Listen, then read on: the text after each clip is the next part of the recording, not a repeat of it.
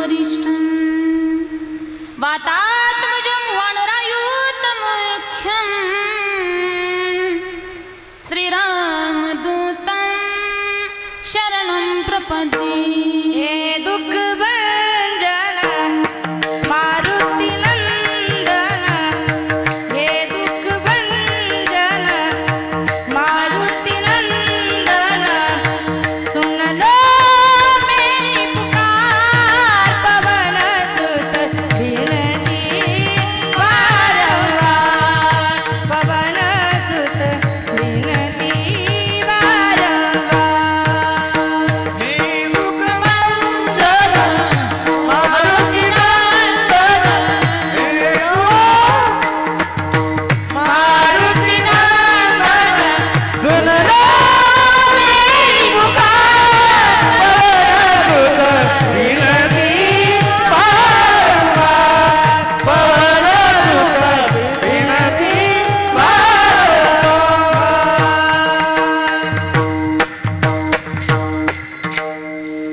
पंढरीच्या देवराया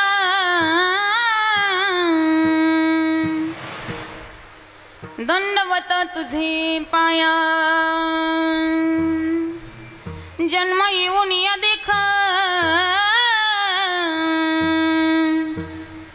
करा देहाचे सार्थक, वाचे नाम विठ्ठलाचे तेने सार्थक हो देहाचे। अभंगाला स्पर्श करण्यापूर्वी आज या ठिकाणी तुम्ही आम्ही सर्वजण वैकुंठवासी रमेश भिकाजी चव्हाण यांच्या प्रथम पुण्यस्मरणानिमित्त तुम्ही आम्ही सर्वजण या ठिकाणी एकत्र आलेलो आहोत। कार्यक्रमाला सुरुवात करण्याआधी एक विनंती आहे, समोर जी कोणी माणसं उभी आहेत त्यांना सर्वांना विनंती, पुढे येऊन बसा। योगेश भाऊ, मंगेश भाऊ, तुम्ही पण पुढे येऊन बसा। येणारे सर्वजण तुम्हाला भेटून परत रिटर्न जात आहे, त्यापेक्षा तुम्हीच पुढे येऊन बसा आणि कृपया कार्यक्रमात व्यत्यय येईल असं कृत्य करू नका। विठ्ठल विठ्ठल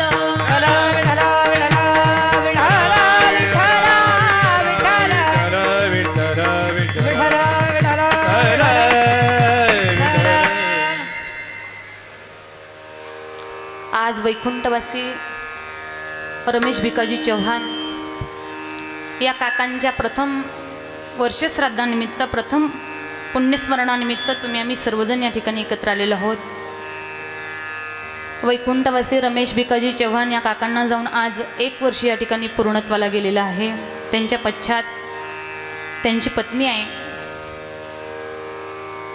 सुमन रमेश चव्हाण, त्यांची 2 मुलं आहेत, मंगेश रमेश चव्हाण, योगेश रमेश चव्हाण, प्रमिला मंगेश चव्हाण, स्वाती योगेश चव्हाण, एक मुलगी आहे मंगल सुरेश निकम। वैकुंठवासी रमेश भिकाजी चव्हाण यांच्या जाण्यानं या चव्हाण परिवारावर दुःखाचा डोंगर या ठिकाणी कोसळलेला आहे। त्यांचा पुढचा जीवन प्रवास सुखाचा जावो हीच पंढरीचे भगवान पांडुरंग परमात्म्याच्या चरणी या ठिकाणी प्रार्थना। आज त्यांना जाऊन 1 वर्ष पूर्ण झाले, परंतु आजही त्याच तुमच्या आमच्यात आहे असं म्हणायला हरकत नाही, कारण वर्षभर तो आत्मा इथेच असतोय। आज तो जीवात्मा पुढच्या जीवन प्रवासाला काय करणार आहे, सुरुवात करणार आहे। आणि मी तर वैकुंठवासी रमेश भिकाजी चव्हाण या काकांना मनापासून धन्यवाद देईल, कारण पोटी संतती एवढी सुंदर सुसंस्कृत या ठिकाणी जन्माला घातलेली आहे। ते गेल्यानंतरही त्यांच्या पश्चात त्यांच्या मुलांनी हा सुंदर भव्य दिव्य असणारा हा कीर्तनाचा सोहळा त्यांची एक आठवण म्हणून या ठिकाणी आयोजित केला आहे। मोठ्या थाटात मोठ्या माटात या ठिकाणी सुंदर असं नियोजन या ठिकाणी त्यांच्या सुपुत्रांनी या ठिकाणी केलेलं आहे। म्हणून तर संत महात्मे म्हणतात, नवे नवे अगोदर धन्यता आईला दिली, मग पित्याला दिली, परंतु जगद्गुरु तुकोबाराय म्हणतात, कोळी कन्या पुत्र होती जे सात्विक। कारण पोटी अशी संतती जन्माला आल्यानंतर त्याचा हरिक, त्याचा हेवा सुद्धा विश्वपिता भगवान परमात्म्याला वाटतोय। आणि मला असं वाटतंय वैकुंठवासी रमेश काका भिकाजी फार भाग्यवान, कारण त्यांच्या पोटी सुंदर अशी या ठिकाणी संतती त्यांनी या जन्माला घातली. नवे नवे ते गेल्यानंतरही त्यांच्या प्रित्यर्थ, त्यांच्या स्मरणार्थ नवे नवे त्यांचा पुण्यस्मरणाचा सोहळा त्यांच्या या सुपुत्रांनी फार सुंदर वातावरणात त्या ठिकाणी आयोजित केला आहे. काकांचा पुढचा जीवन प्रवास सुखाचा जावो हीच पंढरीशे भगवान पांडुरंग परमात्म्याच्या चरणी या ठिकाणी प्रार्थना. आज गायनासाठी सुंदर अशी साथ या ठिकाणी लाभते. महाराष्ट्रातील ख्यातनाम गाणं कोकिळा, माझी छोटी बहीण, आमच्या छोट्या भगिनी हरिभक्तीपरायण रुपालीताई गाईधनी, नवी नवी रुपालीताई ठोंबरे फार सुंदर या ठिकाणी गायनाची साथ या ठिकाणी करत आहे. त्यांच्याच साथीला महाराष्ट्रातील ख्यातनाम गायनाचार्य माझे मोठे बंधू समाधान महाराज भगत फार सुंदर या ठिकाणी साथ करत आहे. त्यांच्याच साथीला माझे मोठे बंधू, हे सगळे माझे मोठे बंधू आहेत, ज्यांची सुंदर अशी सिस्टीम आहे.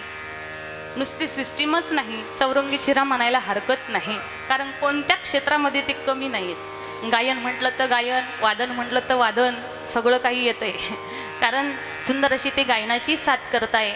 आदरणीय हरिभक्तीपरायण सुदाम महाराज फार सुंदर या ठिकाणी साथ करत आहे. सुदाम महाराज धोंगडे फार सुंदर या ठिकाणी साथ करत आहे, त्यांचं या ठिकाणी आभार. इकडनं हे बालगोपाल भजनी मंडळ, श्री संत निवृत्तीनाथ दादा माऊली भजनी मंडळ फार सुंदर या ठिकाणी साथ करत आहे. बालगोपाल भजनी मंडळ त्यांचंही या ठिकाणी आभार. एवढंच नाही, ज्यांच्या तालावर आम्ही डुलतोय, नवे नवे तुम्ही टाळी वाजवताय, नवे नवे तुम्ही डुलायला भाग पडताय, सुंदर अशी मृदंगाची साथ या ठिकाणी लाभते. महाराष्ट्रातील ख्यातनाम मृदंगाचार्य हरिभक्तीपरायण समाधान महाराज गायकवाड फार सुंदर या ठिकाणी ते मृदंगाची साथ करताय, त्यांचं या ठिकाणी आभार. एवढंच नाही, माझा आवाज तुमच्यापर्यंत पोहोचवण्याचं काम या ठिकाणी करत आहे. जी सुंदर अशी गायनाची साथ करताय त्यांचीच सुंदर अशी सिस्टीम आहे. आदरणीय हरिभक्तीपरायण सुदाम महाराज धोंगडे यांची फार सुंदर अशी सिस्टीम आहे, त्यांचं या ठिकाणी आभार. आजचा हा कार्यक्रम पुन्हा परत लाईव्ह दिसणार आहे. जेव्हा मनात येईल तेव्हा आम्ही बघू शकतो. श्री भक्तिधारा या चॅनलवरती हा कार्यक्रम पुनर्प्रेक्षेपण पुन्हा आम्हाला सर्वांना दिसणार आहे. आणि या चॅनलचं पुनर्प्रेक्षेपण ज्यांनी केलं आहे, जे करत आहे, शूटिंग करत आहे, परमादरणीय हरिभक्तीपरायण श्रीमंत श्री आमचे बागलभाऊ फार सुंदर या ठिकाणी करत आहे, त्यांचं या ठिकाणी आभार. तुम्ही सर्व श्रोतावर्ग, भाविक वर्ग बहुसंख्येने या ठिकाणी उपस्थित राहिलात, तुमचे या ठिकाणी आभार. कार्यक्रमाच्या शेवटी आभार मानायला वेळ असो या नसो, त्याच्यापेक्षा अगोदरच मानून घेतलेले बरे. बरोबर आहे. विठ्ठल विठ्ठल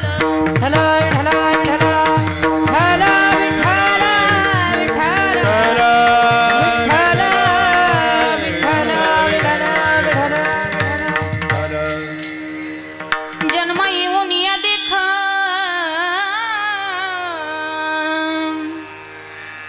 करा देहाचे सार्थक, वाचे नाम विठ्ठलाचे तिने सार्थक हो देहाचे. श्राद्ध म्हणजे काय? जे श्रद्धेनं केलं जातं त्याचं नाव श्राद्ध आहे. आज वैकुंठवासी रमेश भिकाजी चव्हाण या काकांच्या प्रथम वर्ष श्राद्धानिमित्त आम्ही सर्वजण एकत्र आलोय. त्यांच्या या चव्हाण परिवारानं हा श्राद्धविधी कार्यक्रम मोठ्या थाटात, मोठ्या माटात या ठिकाणी त्यांच्या सुपुत्रांनी या ठिकाणी आयोजित केलाय. भव्य दिव्य असणारा कार्यक्रम या ठिकाणी आयोजित केलाय. परंतु शास्त्र असं सांगतंय, जे श्रद्धेनं केलं जातं त्याचं नाव श्राद्ध आहे. कार्य छोटं असो किंवा मोठं असो, अंतकरणातली श्रद्धा महत्वाची. आणि अंतकरणात जर श्रद्धा नसेल तर केल्या जाणाऱ्या क्रियेला काही एक अर्थ नाहीये. केल्या जाणाऱ्या क्रियेला काही एक अर्थ नाहीये. म्हणून अंतकरणात श्रद्धा पाहिजे. श्रद्धा नसेल तर केल्या जाणाऱ्या क्रियेला काही एक अर्थ नाही. म्हणून तर न्यायमीमांसा शास्त्र आम्हाला पुरावा देतोय, आम्हाला सांगतंय श्रद्धा इथे ते श्राद्ध. जे श्रद्धेनं केलं जातं त्याचं नाव काय आहे? श्राद्ध. एवढंच नाही, आज विचार जर केला, आज वैकुंठवासी रमेश भिकाजी चव्हाण या काकांना जाऊन तुमच्या आमच्या दृष्टीनं 1 वर्ष पूर्ण झाले. परंतु खरंच 1 वर्ष पूर्ण झालं का? मग किती दिवस झाले पूर्ण? तुम्ही म्हणाल एवढं आम्हाला माहिती असतं तर आम्हीच कीर्तन केलं असतं, नाही का? आज खऱ्या अर्थानं त्यांना जाऊन फक्त 12 दिवसांचा प्रवास पूर्णत्वाला गेलेला आहे.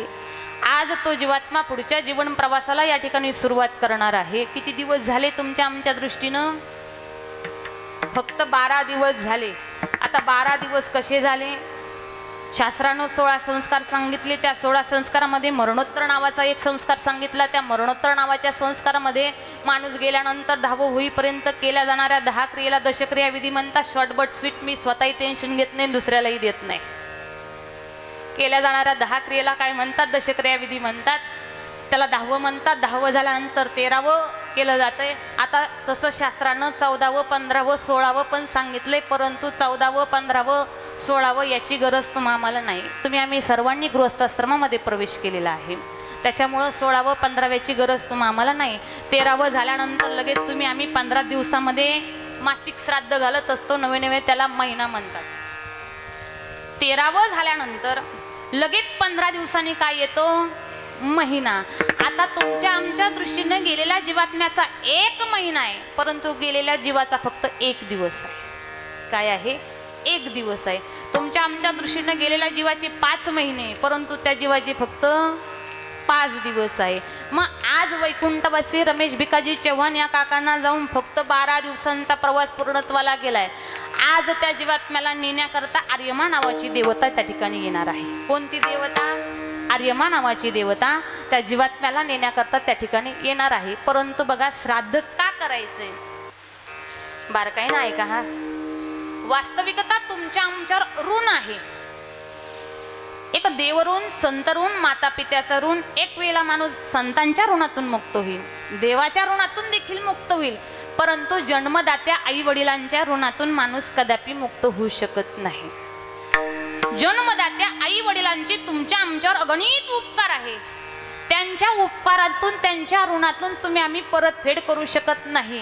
म्हणून श्राद्ध कर्म केलेला छोटासा प्रयत्न आहे. त्यांच्या ऋणातून, त्यांच्या उपकारातून परतफेड करण्याकरता श्राद्ध कर्म केलेला छोटासा काय आहे? प्रयत्न. कारण वाडवडिलांचे, आई वडिलांचे तुमच्या आमच्यावर अगणित उपकार आहे. त्यांच्या ऋणातून माणूस कदापि मुक्त होऊ शकत नाही. मग ऋणातून मुक्त होण्याकरता हा केलेला छोटासा प्रयत्न आहे. काय आहे? छोटासा प्रयत्न आहे. एवढंच नाही, अजून जर पुरावा द्यायचा जर म्हटलं, असं समजू नका माणूस मेलं म्हणजे सगळं संपलं, असं समजायचं नाही. कारण ज्ञानियांचे राजे माऊली महावैष्णव माऊली ज्ञानोबारायांनी 18व्या अध्यायामध्ये 110 क्रमांकाच्या ओवीत पुरावा दिला. ज्ञानोबाराय म्हणता, माणूस गेल्यानंतरही त्यांचे अंकित दिवस राहतात आणि ते अंकित दिवस पूर्णत्वाला नेणं हे मुलांचं इति कर्तव्य आहे. कोणाचं कर्तव्य आहे? मुलांचं इति कर्तव्य आहे. ऋणातून मुक्त होण्याकरता नवे त्यांचे राहिलेले अंकित दिवस पूर्णत्वाला नेण्याचा प्रयत्न करणं हे कोणाचं काम आहे? मुलांचं इति कर्तव्य. ज्ञानोबारायांनी पुरावा दिला 110 क्रमांकाच्या उभीमध्ये. आणि सोम सूर्यादी ग्रहणे येवो करविती पार्वणे जे का माता पितरे अंकित दिवस. 18व्या अध्यायामध्ये 110 क्रमांकाच्या ओवीत ज्ञानोबारायांनी पुरावा दिला. ज्ञानोबाराय म्हणता, आणि सोम सूर्यादी ग्रहणे, जसं चंद्रग्रहण सूर्यग्रहण रोज होत नाही, तसं आपल्या घरातील वाडवडील गेल्यानंतर, आपल्या घरातील व्यक्ती गेल्यानंतर तिचं श्राद्ध कर्म रोज होत नाही. ते वर्षाकाठी एकदा होते, ते पुन्हा पुन्हा होत नाही. मला सांगा, वैकुंठवासी रमेश भिकाजी चव्हाण यांचं श्राद्ध योगेश भाऊ तुम्ही रोज केलं का? नाही ना. जे वर्षातून एकदा केलं जातं त्याचं नाव श्राद्ध आहे. काय आहे? त्याचं नाव श्राद्ध आहे. परंतु न्यायमीमांसा शास्त्राप्रमाणे विचार जर केला, 6 शास्त्रापैकी एक हे शास्त्र आहे न्यायमीमांसा शास्त्र. त्याप्रमाणे विचार करण्याचा जर प्रयत्न केला, अंतःकरणात जर श्रद्धा असेल तर केल्या जाणाऱ्या क्रियेला काय आहे? महत्व आहे. म्हणून न्यायमीमांसा शास्त्र तुम्हाला पुरावा देतं, जे श्रद्धेनं केलं तर त्याचं नाव काय आहे? श्राद्ध. मला असं वाटतं या चव्हाण परिवारानं वैकुंठवासी रमेश भिकाजी चव्हाण यांच्या प्रित्यर्थ ज्ञानदान, अन्नदान, पिंडदान या सर्व क्रिया शास्त्रोक्त न्यायाप्रमाणे विधीपूर्वक पूर्णत्वाला नेण्याचा या ठिकाणी पूर्णत्वाला नेण्याचा प्रयत्न केलेला आहे. विठ्ठल विठ्ठल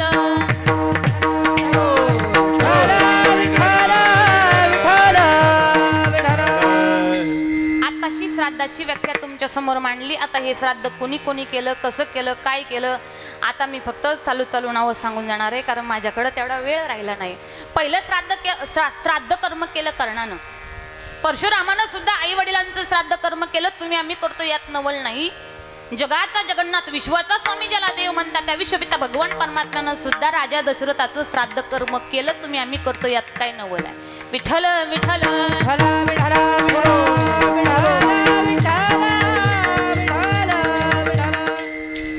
तुम्ही म्हणाल ताई तुम्ही पुरावे दिले, श्राद्ध कर्म करा, श्राद्ध कर्म करा, नाही केलं तर काय होईल? पितृदोष पाठीमागे लागेल. पितृदोषासारखा महाभयंकर दोष कुठलाच नाही. गीतेच्या 2ऱ्या अध्यायामध्ये पुरावा आला, जर नाही पिंडदान केलं तर पितृदोष पाठीमागे लागत असतोय. पुरावा देते, पुरावा घ्या. संकरो नरकायैव कुलग्ना कुलस्य च पतन्ति पितरो हेषां लुप्त पिंडोदक क्रियाः लुप्त पिंडोदक क्रियाः संकरो नरकायैव कुलग्ना कुलस्य च पतन्ति पितरो हेषां लुप्त पिंडोदक क्रियाः. नाही पिंडदान जर केलं तर नरकाला जावं लागतंय. म्हणून शास्त्रोक्त न्यायाप्रमाणे विधीपूर्वक ह्या सर्व क्रिया शास्त्रोक्त न्यायाप्रमाणे विधीपूर्वक पूर्णत्वाला नेल्या पाहिजे. का? वास्तविक श्राद्ध कर्माचे जवळपास 13 प्रकार येतात. त्यातलं हे श्राद्ध कर्म आज या परिवारानं केलं हे नैमित्तिक कर्म आहे. हे काय आहे? नैमित्तिक कर्म आहे. का करायचंय? वाडवडिलांच्या आई वडिलांच्या ऋणातून मुक्त होण्याकरता हे श्राद्ध कर्म त्या ठिकाणी करायचंय. विठ्ठल विठ्ठल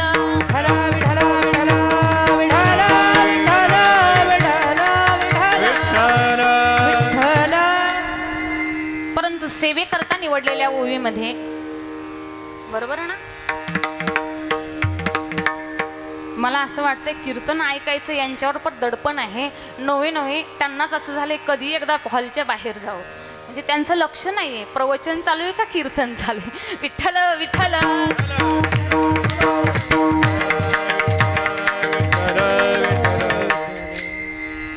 सेवेसाठी निवडलेल्या अभंगामध्ये श्रीमंत श्री जनाबाई महाराज तुम्हा आम्हाला सांगण्याचा प्रयत्न करताय. नवे अधिकार वाणीतून जनाबाई तुम्हा आम्हाला सांगण्याचा प्रयत्न करत आहे.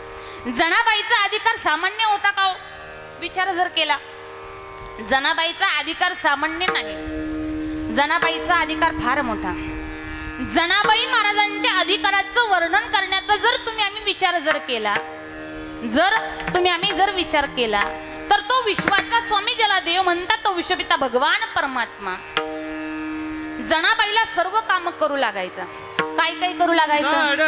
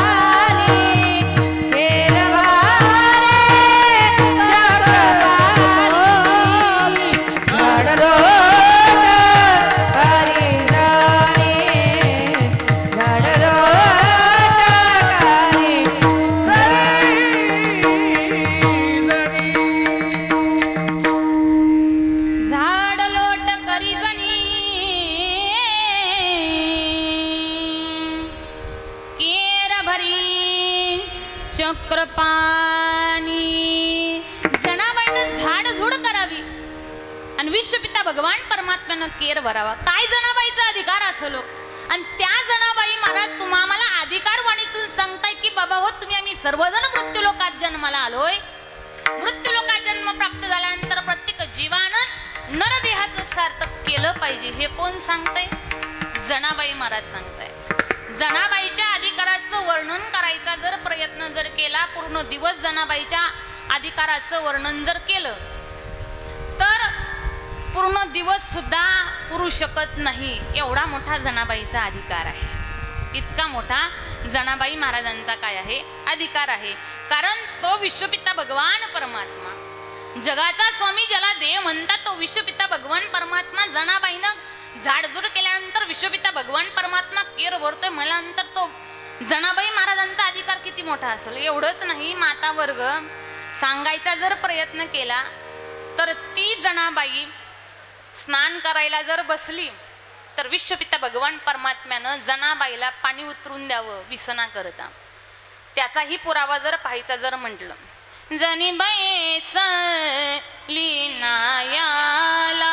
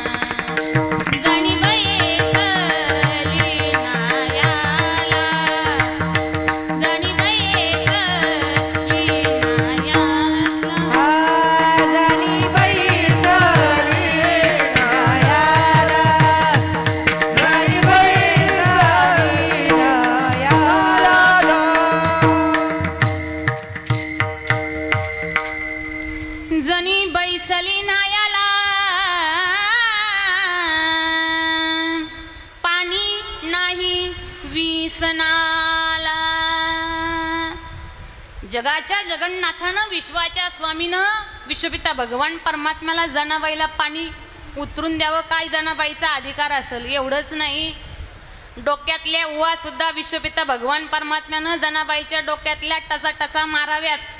आता कलियुगात जर म्हटलं बाई माझ्या डोक्यात हात घाल, कोणी पाहिल का? बघा तुम्हीच नाही म्हणताय, मी कुठं सांगते. परंतु विश्वाच्या स्वामीनं, जगाच्या जगन्नाथानं, विश्वाच्या मालकानं जनाबाईच्या डोक्यातल्या उवा टचा टचा माराव्यात. काय जनाबाईचा अधिकार असेल. एवढंच नाही, तो भगवान परमात्मा ज्याला देव म्हणतात, तो भगवान परमात्मा जनाबाईला दळण दळू लागायचा. आताच्या कलियुगातल्या जर जणीला म्हटलं बाई तुझ्या पोराचं लग्न आहे, नुसतं दळण जातं रवलं तरी दळायला येत नाही पटकन. परंतु भगवान परमात्म्यानं जनाबाईला दळण दळू लागावं. बरं, जनाबाई जात्यावर बसल्यानंतर, दळण दळायला बसल्यानंतर जनाबाई विश्वपिता भगवान परमात्म्याच्या ओव्या गायची. कोणत्या ओव्या गायची? सुंदर माझे जाते ग फिरते बहुते ग ओव्या गाव कौतुके तू ये रे बा विठ्ठला. ओव्या गाव कौतुके तू ये रे बा विठ्ठला. ओव्या गाऊ कौतुके तू ये रे बा विठ्ठला. ओव्या गाऊ कौतुके तू ये रे बा विठ्ठला. तू ये रे बा विठ्ठला. ये रे बा विठ्ठला. ये रे बा